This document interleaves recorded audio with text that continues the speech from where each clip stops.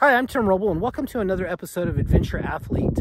Today I'm here to talk to you about my 2021 KTM 890 Rally. The build and what I think about it as I'm kind of breaking it in. This is a full build that I put together before I actually went out and used the bike. So I think I only rode 11 miles on it totally stock. But I got the tail tidy in the back from Rottweiler Performance. A lot of parts on this bike came from Rottweiler. I ordered the Excel A60 wheels, and they used their guys. I don't remember who it was. But I did a smaller rim in the back so I could go tubeless. And I threw on a Moto's Tractionator, and it's a 140 8018. And it's got about 60 miles on it, and you can tell I ride this bike pretty much like a two-wheel trophy truck. It came with the Akrapovic exhaust. I cut this expansion chamber down by about, I think about 3.5–4 inches. And if I had to do it again, I would just, because this bike is totally quiet enough, I would definitely just do the same spacing. So I'd cut another little bit off, maybe another inch. But the bike is working really flawless. For those of you that have followed the channel for a while, know that I used to have a 950 Super Enduro that I actually converted from a Super Moto. But it had all Öhlins forks on it from Power Cell Performance. The Öhlins TTX Mark 2 or 3 rear shock. And that changed the whole dynamics of the bike. The bike was sub 400 pounds. I don't know what this is. It carries the fuel low. And doing that, it makes this lower belly pan so wide for like doing these bypasses. Right now I'm up on Cleghorn and I'm doing some of the bypasses, and that really doesn't like to fit down in a lot of the ruts. So I have to actually use a little bit different riding style to get up some of these bypasses that I used to do. So I have the Rebel Rally Tower Kit, and I really like this kit. The wind it's the factory KTM parts that they do the tower and everything, but the wind and everything on this and the buffeting is just super great. It's better than my 1290 going down the highway. You notice up front I have the Galfer single-sided rotor with the Brembo. And another trick thing that I've done up front is I've taken the traction control sensor and the ABS sensor and moved both of those, or one of those, from the rear wheel to the front wheel.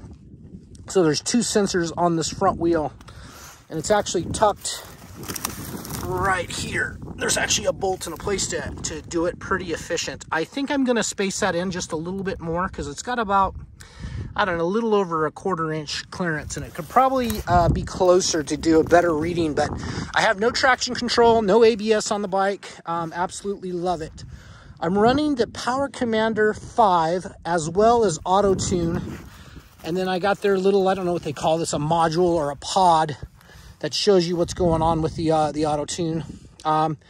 Carry my cell phone on it with a quad lock. And I bought these levers, it came as a set, but I bought them off of eBay. And you can see on this one that I replaced it with a single-sided front disc. And plenty of stopping on this bike. For off-road, it's almost too much. On the street, you could be 2 up. They say on their website, you know, decreased brake performance, but you can stop this bike no problem. I haven't done it with my wife on it, but I'm sure it's possible.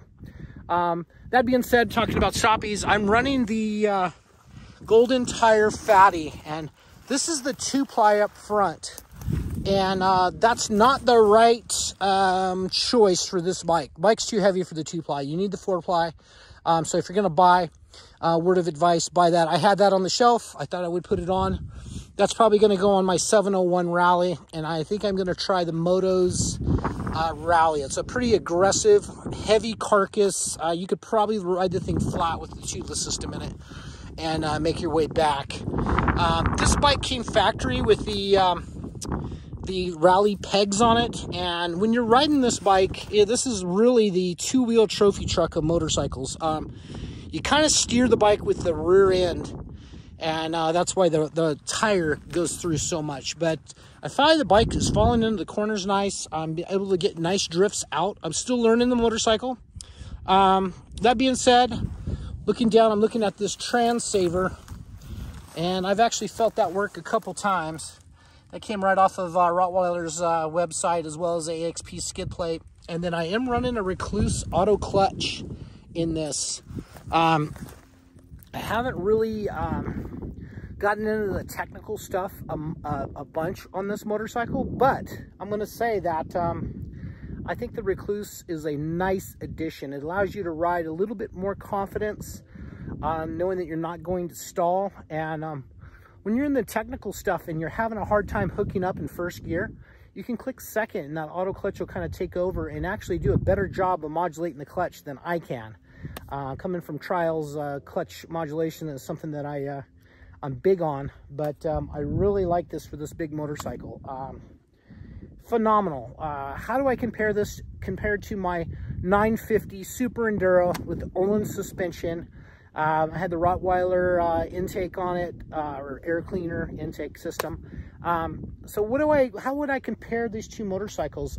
Suspension's probably right in the equal. The SE carried the fuel higher. I had the Power Cell Performance big tank, and that carried the fuel higher, but it kept it down out of the ruts. So in the technical stuff, I actually prefer the 950. Being that this bike is fuel injected, man, it sips fuel, and I'm up right now about 5,700 feet, and it's running just like it was down at 1,100 feet. When I would get up here, my SE would start running really fat, really choky, and sometimes it would stall on itself coming down downhills. I had no Recluse on it, but it really, it was a neat motorcycle to ride. But I think this has got it, you know, if you're going to rate that bike at it like a 9, I'd give this like a 9.2 or a 9.5. Good bike. We're always fighting the weight on these big adventure bikes. Maybe the answer is to build like a 690 with the rally tanks and open it up a little bit with exhaust and an air cleaner. Try to get the Power Commander auto tune. Same thing on that. That's done on this, but try to lose some of the weight. The weight is really neat going down the freeway, but I prefer to be off-road out here. It's a Saturday. I normally don't come out and ride on a Saturday, especially out here on Cleghorn. There's so many side-by-sides, and everyone seems to want to kill you. But you can see here that, man, so far, knock on some wood, I'm the only guy that I have seen. I came in from Palm Kendall and then to Lake Silverwood. So I kind of came in through those mountains right there, and then been working my way up. And this is phenomenal. It's great. I am going to look for stuff around corners. Never pretend like you're out here alone. I've been using the horn on some of the blind corners and staying on my side real deep. Cleghorn in the past used to be a pretty safe place because I would always ride the bypasses, even on the adventure bike. Adventure bike's challenging on some of these bypass trails. There's some climbs and some steps that you really have to be on your game, carry momentum, and do the right thing. But they closed a lot of the bypasses further in towards the freeway, and it's made this for a much more dangerous trail. It's used to be my favorite go-to. You would run it like a Tuesday, Thursday, and I think that's a good model to go back to. I just had to go out and test this bike. I had to get out and really see what it does. Back to the motorcycle. I'm running the highway dirt bikes, bar end, bark buster type thing with the hand guards. This is my go-to. I used to do the Circuit Pro bends, but you can see how beefy these bolts are. They thread right into the bar. You have to tap your bar. They have these little integrated mirrors that pop out that actually work really well, and you can see something out of them. I totally like that. Normally I would fold those in, but they fold into place, and they nest in there nice. They're not in the way of your hand. Everything seems to work really well. It's really a nice kit. They get a little bit of money for them, but you know, you got to pay for innovation and you got to pay for quality. And this is one of those small businesses that I highly support. They don't give me anything free. I don't even know the guy, but really good stuff all the way around. For navigation, I'm using the Trail Tech Voyager Pro, And I got the satellite antenna set up here instead of in the back. Normally I run it in the back, and I thought that was a better place, a little higher. It's got open air. It may come into play when we're trying to do ride leader and people follow your stuff, but I don't think that's going to be an issue for me. I did stash a first aid kit in here. Hope to never need that, but if I need it, it's there. What else? I talked about the quad lock. Quad lock is a nice addition to carry your phone, stop and take pictures, shoot video, whatever you want to do. It's a great secure way to hold a phone on your motorcycle, bicycle. I think I have 6 or 7 quad locks installed on motorcycles and bicycles total, and your phone just transitions from one to the other real easy. See, what else do we have here? The Dirt Tricks rear sprocket. I thought I would start with that, and then I believe that is a aftermarket chain. I don't even recall. I did do the case saver up front, and the cat delete in there. That's about it for the bike. It was an expensive build. I would do it again. I finally got my brake lever at a spot where I ride 90% of the time standing up, and I got it at a spot right now where it works really well.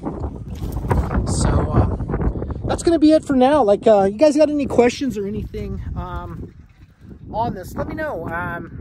You know, I've been around these motorcycles now I've been riding for 50 years now. Pretty incredible when you actually look at it.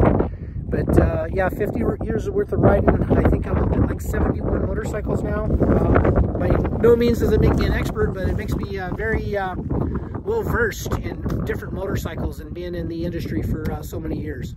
So, got questions, comments, please hit me up below. That's going to be it for now. If you haven't liked and subscribed, please give me a like. Hit the subscribe button down below. And I'm Tim Roble, and I'll catch you here